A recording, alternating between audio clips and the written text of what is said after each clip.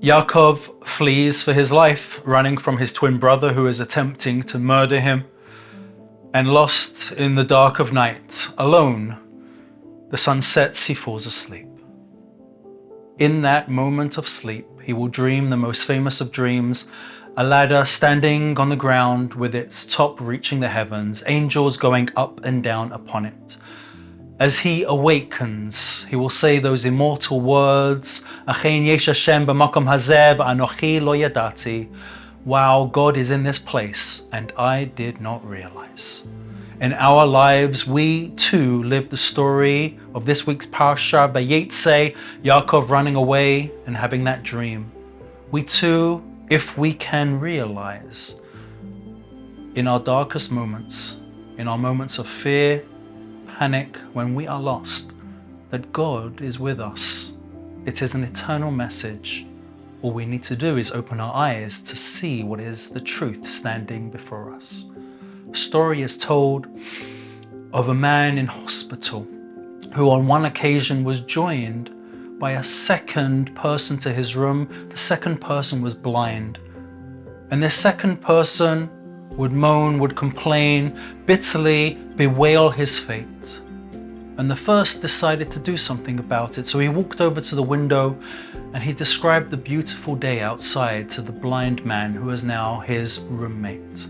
The two of them in their hospital room for weeks that extended into months would go through the same ritual.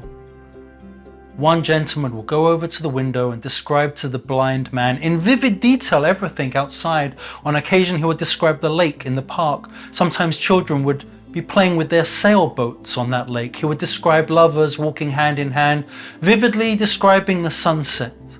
A picture was created until one day the blind man awakens and realizes that something's wrong, something is off.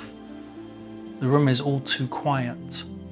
After calling out his friend's name, the nurse enters and says, "I'm sorry to give you the news, but your roommate, he passed away last night. He died." The blind man starts to cry, besides himself, so disappointed, turns to the nurse and says, "You have no idea what a friend I had.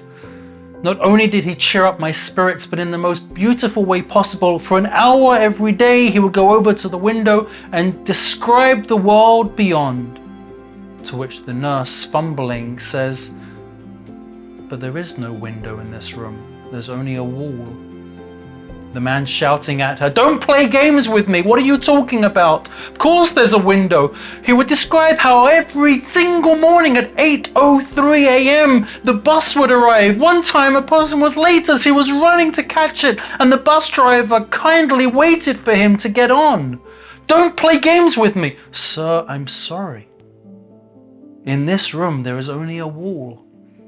The blind man, for the first time in months, gets out of bed and using all of his strength, effort, and energy, starts touching, groping, feeling at the wall. It's got to be here somewhere. But there was no window. He says, "I need to go to my friend's funeral. I need to deliver a eulogy." And after he met with the parents and the grandchildren of this man, he speaks. And he says the immortal words that there are some people in this world that are such kind individuals, they can stand by a window for an hour every day and describe the world to a blind man. But then there are angels. There are angels who can take a wall and turn it into a window. My friend was such an angel. And this is the message for each of us. Can we take our walls and turn them into windows? Can we realize that in our darkest moments, Achein yesh Hashem b'makom hazeh, that God is in this place? V'anochi lo yadati, and I had no clue, I never realized. Let us open our eyes. Let us see what's in front of us, and we'll realize that our journey is a journey where we walk alongside God. Shabbat Shalom.